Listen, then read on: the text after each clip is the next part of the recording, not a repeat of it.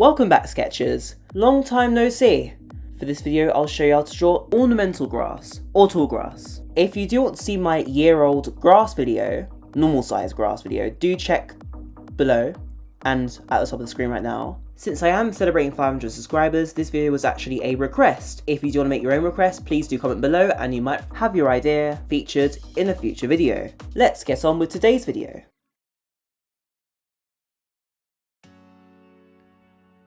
To start, find the place where you're going to draw the grass.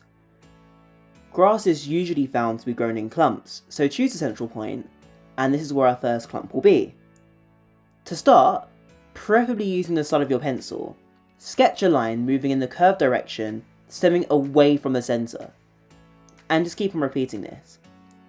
For each grass strand, you want to change the shade of the strand and make certain strands cross over each other. When you do this, to give a sense of depth, try your best not to draw over the existing grass strand, and that will really create the illusion of like 3D grass really. When you've finished, this is essentially the base of every single type of tall grass we'll be exploring today. To choose your grass type, check the screen now for the names and the corresponding timestamp. However, if you are happy with the base design, then just draw more clumps and you're pretty much done already really. For the rest of you, let's move on to the individual styles. If you have any questions as of now, please do let me know in the comments. Type 1. Pampus Grass. Using what we've already done as a base, start this one off by adding extra grass strands behind the existing grass strands, since this type of grass is quite dense, and also try bending and curving some existing strands to the ground as much as possible. You might need to also rub out some of the existing grass strands as well to make them feel a bit more natural.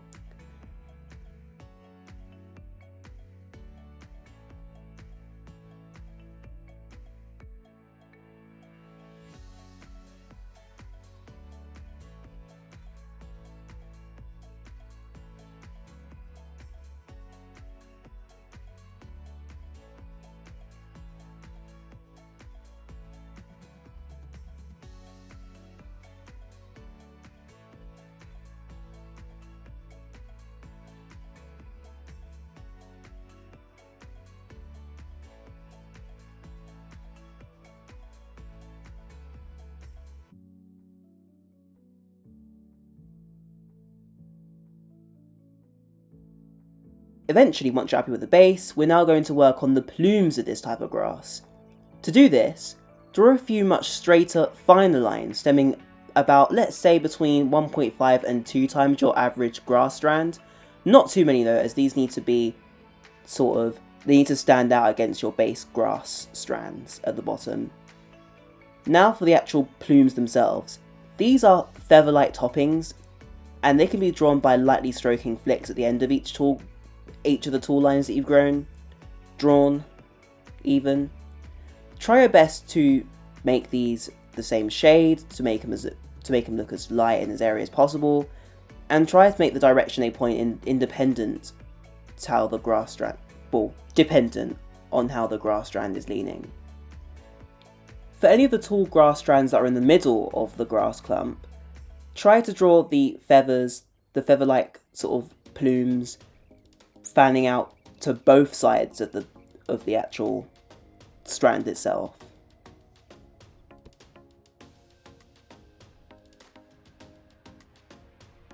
Once you're happy, that's our Pampus Grass complete.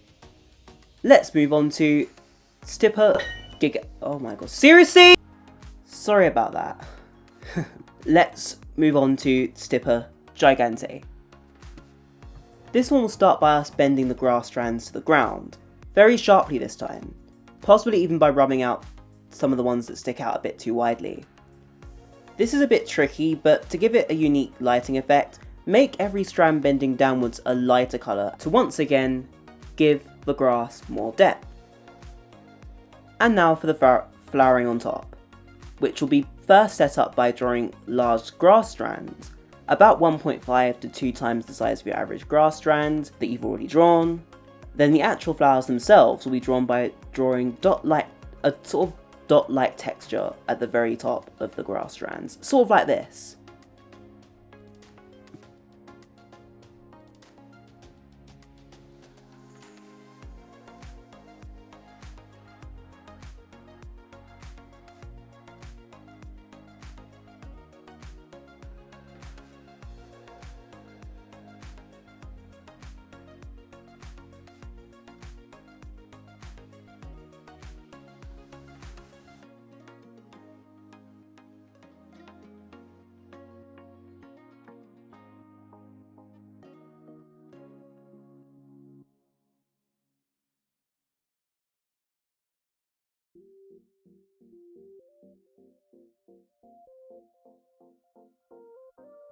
Now for some finishing touches. It may be an idea to fill in any remaining spaces within the grass using dart lines to really add that density like I'm doing here.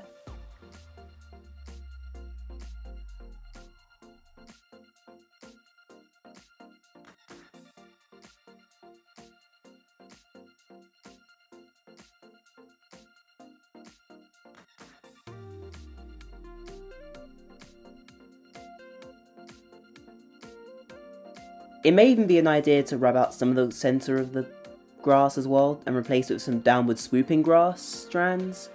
Just make things look a bit less awkward.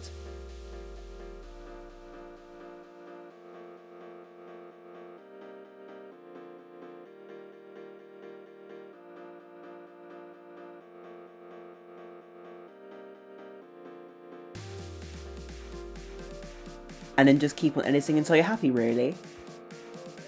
And then we're finished. Next we have fountain grass. The way we draw this is pretty similar to how most of these are done if you've been following along. We expand the clump by adding in more lines, branching out and bending the grass strands to the ground like I'm doing now. Once again, you technically want to use the side of your pencil to get a sort of similar texture to what I'm doing right now, otherwise you don't want it to be too sharp or too fine.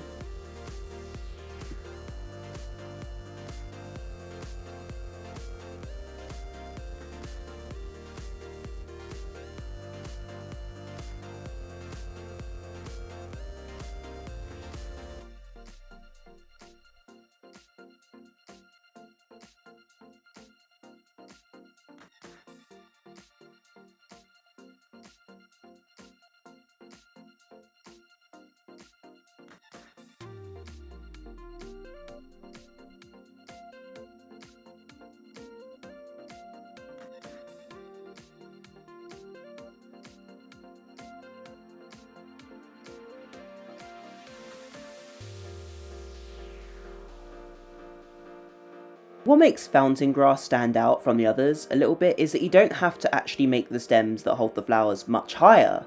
They are actually around the same height as the actual base grass strands. This does mean for the actual flowers you will need to rub out some of the parts of the grass that you've already done to replace them with some of these flowers, but thought I'd mention that.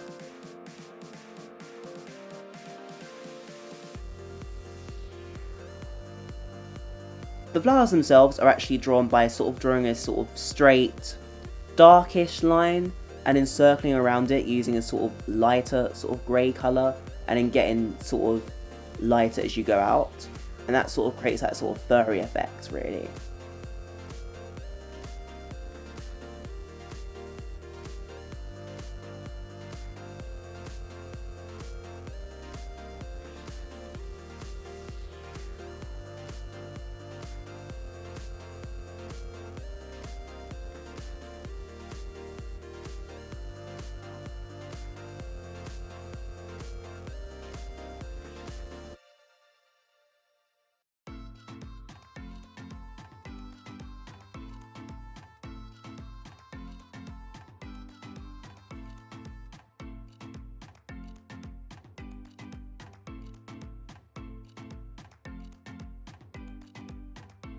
You might want to consider finishing up by rubbing out some of the central grass strands and replacing with strands moving towards you.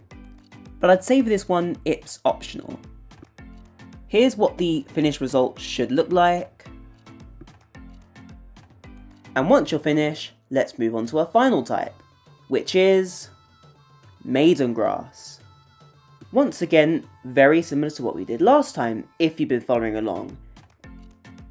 If you have skipped ahead though, here's what you need to do. We're going to branch out the grass strands, extending them all out, bending them down towards the ground just like this, and also making them nice and dense and dark in the middle of the clump.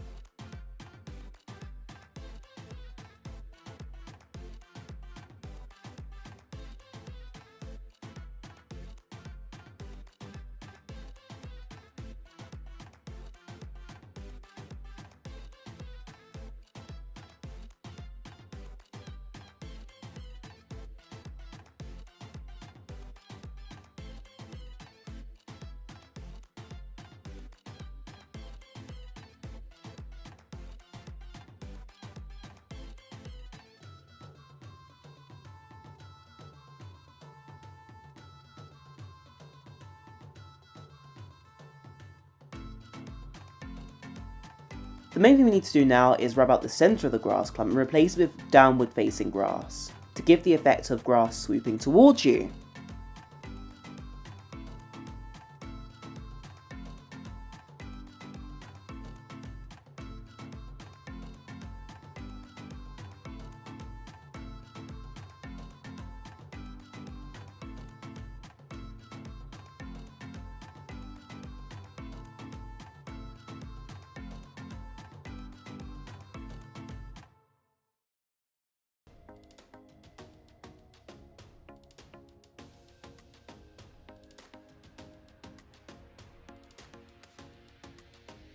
Once you're happy with how you've extended them out, it's now time for the flowers, which will have stems that rise up about twice as high as the original grass strands, sort of like this. The flowers themselves are similar to the ones that you see on the left, which are drawn by flicking out to the side, preferably on the side where the actual grass strand, well, the stem sways the most. But this time for this Maiden Grass, we want the flicks to be a bit more distinguishable and a bit more unevenly distributed, sort of creating a sort of like cone effect really. Once that's done, that's the main part of the grass finished. Last but not least, finishing touches.